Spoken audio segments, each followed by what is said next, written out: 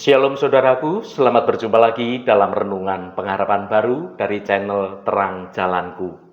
Sungguh saya mengucap syukur karena pada kesempatan ini kita dapat bersekutu kembali. Kita akan terus belajar dan terus mengerti akan kebenaran firman Tuhan, supaya dalam hidup ini kita tidak salah jalan dan kita menjadi jauh dari Tuhan. Hari ini saya akan menyampaikan renungan dengan judul Berdiri Teguh Bersama Tuhan. Tetapi sebelum kita mendengarkan renungan ini, mari kita berdoa terlebih dahulu. Bapa Surgawi yang penuh kasih dan sayang, kami datang ke hadirat-Mu dengan hati penuh ucapan syukur atas segala berkat dan penyertaan-Mu dalam hidup kami. Kami bersyukur karena Engkau adalah Allah yang setia, yang senantiasa menopang dan menguatkan kami di setiap langkah kehidupan kami. Saat ini kami akan merenungkan firman-Mu tentang bagaimana kami dapat berdiri teguh bersama dengan Engkau. Kami tahu ya Tuhan, bahwa dunia ini penuh dengan tantangan, penuh dengan godaan dan hal-hal yang dapat menggoyahkan iman kami. Namun kami percaya bahwa dengan Engkau di sisi kami akan selalu kuat dan tidak akan goyah. Terima kasih Tuhan, dalam nama Tuhan Yesus Kristus kami berdoa. Haleluya, amin.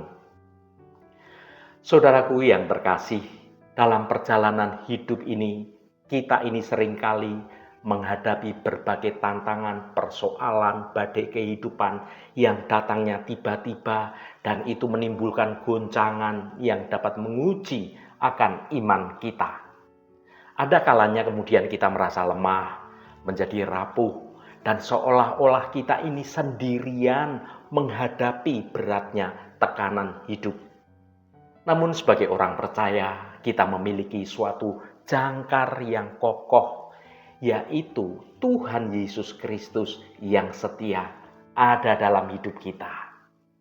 Renungan ini hadir untuk mengajak kita semua merenungkan kembali betapa pentingnya berdiri teguh bersama dengan Tuhan. Kita akan menyelami kebenaran firman Tuhan yang menegaskan bahwa Tuhan itu bersama dengan Tuhan itu kita akan memiliki kekuatan, memiliki pengharapan, dan memiliki suatu jaminan atas masa depan kita.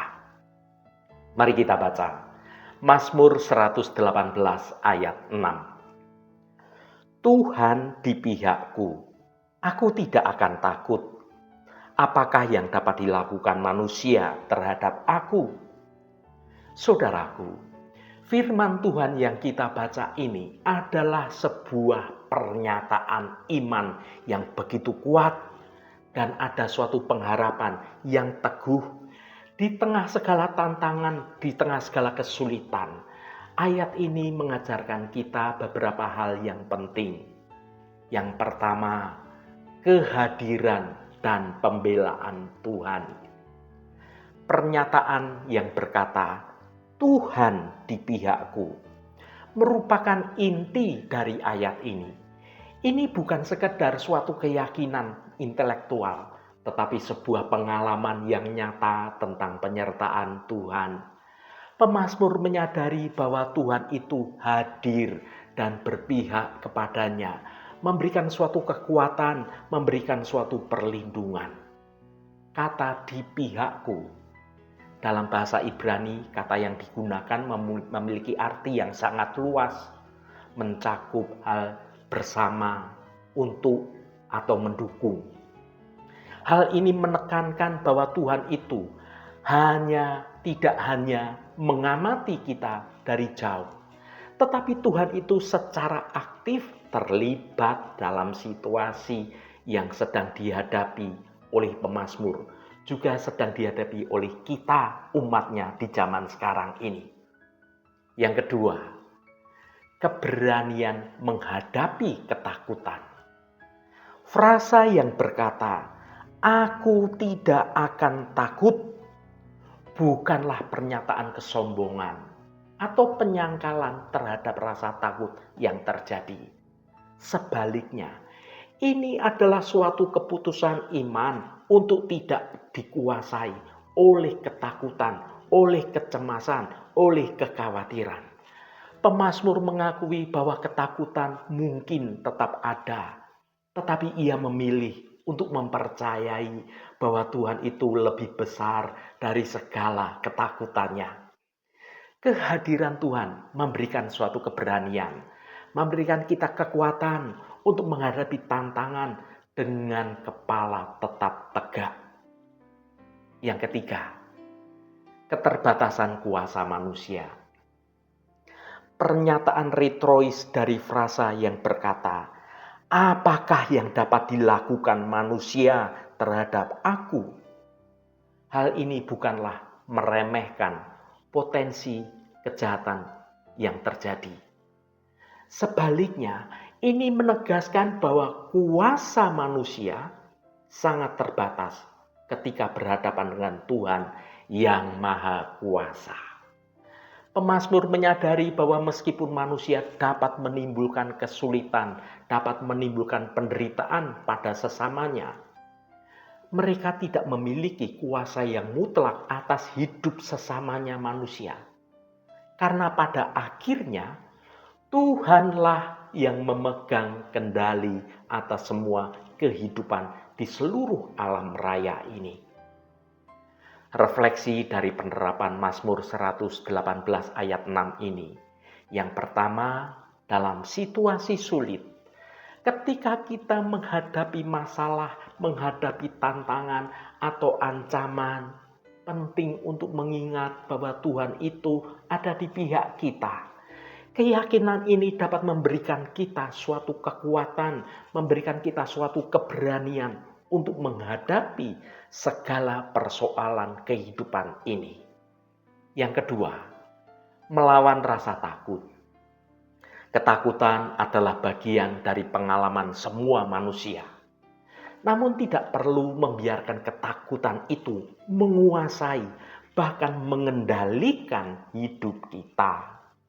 Dengan mempercayai penyertaan Tuhan, kita dapat mengatasi rasa takut dan melangkah maju dengan sepenuh iman. Yang ketiga, fokus pada Tuhan, bukan pada masalah. Terlalu fokus pada masalah dapat membuat kita merasa putus asa dan kita menjadi takut. Sebaliknya, dengan memusatkan perhatian pada Tuhan dan penyertaan Tuhan, kita dapat menemukan suatu harapan dan menemukan suatu kekuatan. Saudaraku yang dikasihi Tuhan, menurut Kamus Besar Bahasa Indonesia, kata takut berarti merasa gentar, merasa ngeri, menghadapi sesuatu yang dianggap akan mendatangkan bencana. Rasa takut yang dipelihara akan menimbulkan dampak yang buruk tidak hanya bagi diri sendiri, tetapi juga terhadap orang lain yang ada di sekitar kita. Ketika hendak berperang melawan bangsa Midian, Tuhan memerintahkan Gideon untuk memisahkan tentara yang takut dan tentara yang gentar. Tuhan berkata, "Siapa yang takut dan gentar, biarlah ia pulang enyah dari pegunungan Gilead."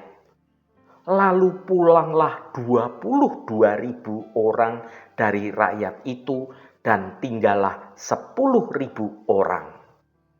Saudara dapat baca pada Hakim-Hakim pasal 7 ayat 3. Mengapa yang takut tidak boleh ikut berperang?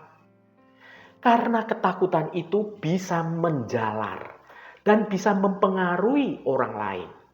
Rasa takut juga bisa menjadi penghalang utama dalam merebut kemenangan atas janji-janji Tuhan. Itulah sebabnya tentara yang penakut tidak boleh ikut berperang. Mengapa rasa takut harus dikalahkan? Karena ketakutan adalah salah satu senjata yang digunakan iblis untuk menghancurkan kehidupan orang-orang percaya. Karena itu, janganlah beri kesempatan kepada iblis. Saudara dapat baca Efesus 4 ayat 27. Jangan memberi celah sedikit pun kepada iblis, karena ketika kita berkompromi, iblis akan memasuki wilayah kehidupan kita. Kompromi akan membawa kita pada kekalahan, pada kehancuran, karena kita berada dalam persoalan atau tekanan.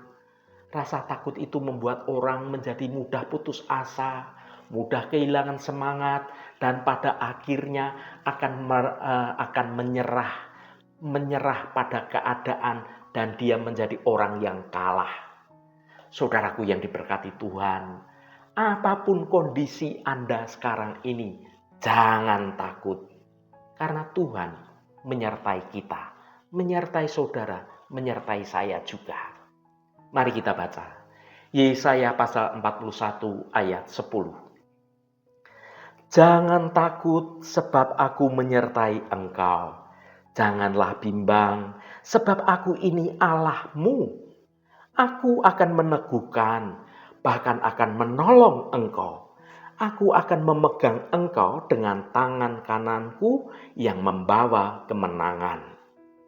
Saudaraku, janji Allah ini adalah jangkar bagi jiwa kita. Dimanapun kita berada, dalam suka maupun dalam duka, Allah itu selalu bersama dengan kita. Kehadiran Tuhan itu adalah sumber kekuatan dan sumber penghiburan, sumber pengharapan yang tidak tergantikan. Allah berjanji memperkuat kita. Ketika kita merasa lemah, Allah akan memberikan kekuatan yang kita butuhkan. Allah adalah penolong kita dalam segala kesulitan. Kita tidak perlu menghadapi masalah sendirian, karena Allah itu ada di sisi kita, siap membantu kita. Saudaraku, janji Allah bahwa Dia selalu menyertai kita adalah anugerah yang tidak ternilai. Kita dapat menghadapi segala tantangan hidup dengan penuh keberanian, dengan penuh keyakinan, karena kita tahu bahwa Allah tidak pernah meninggalkan kita. Haleluya, Tuhan memberkati kita semua. Mari kita tutup renungan ini dengan berdoa. Ya Tuhan, Bapa kami yang penuh kasih, kami datang di hadapan-Mu hari ini membawa hati yang merenungkan akan firman-Mu yang agung dalam renungan ini. Sebuah janji yang begitu menguatkan, menenangkan jiwa kami di tengah hiruk-pikuk kehidupan. Tuhan, betapa seringnya rasa takut dan kecemasan menyergap kami. Takut akan masa depan yang tidak pasti, takut akan kegagalan, takut akan kehilangan, takut akan penyakit, atau takut akan pandangan orang lain. Namun Engkau mengingatkan kami bahwa kami tidak sendiri. Engkau adalah Allah yang Maha Kuasa, yang selalu menyertai kami. Kehadiran-Mu adalah benteng kami. Kehadiran-Mu adalah perisai kami dan kekuatan kami. Tolonglah kami ya Tuhan untuk selalu mengingat bahwa Engkau selalu ada di setiap langkah hidup kami, di setiap nafas kami. Terima kasih Tuhan, segala hormat, pujian, dan ucapan syukur hanya bagi-Mu Allah yang kudus.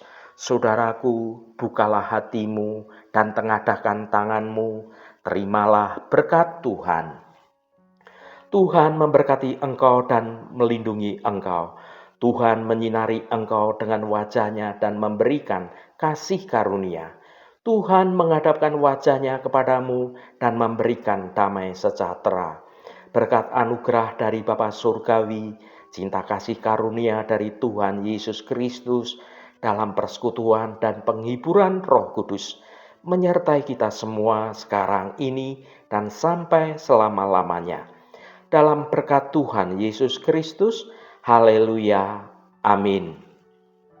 Puji Tuhan, saudaraku semua, biarlah melalui renungan pengharapan baru dari channel Terang Jalanku ini dapat membangun kehidupan kita semua semakin bertumbuh dalam kebenaran Tuhan. Saudaraku, betapa indahnya menyadari bahwa Tuhan selalu menjadi benteng perlindungan kita, Mari kita panjatkan ucapan syukur atas kasih setia Tuhan yang tidak berkesudahan. Dengan keyakinan akan kehadiran Tuhan, kita dapat menjalani hidup dengan penuh sukacita dan penuh damai. Roh Kudus senantiasa menolongmu dan menuntunmu untuk dapat hidup berjalan dalam jalan kebenaran Tuhan. Saudaraku, saya sangat senang sekali dan berterima kasih jika Anda berkenan memberikan komentar pada konten video ini dan bagikan renungan ini pada teman dan sahabat Anda agar mereka diberkati juga melalui renungan ini. Terima kasih saudaraku, sampai bertemu kembali. Shalom, Tuhan memberkati.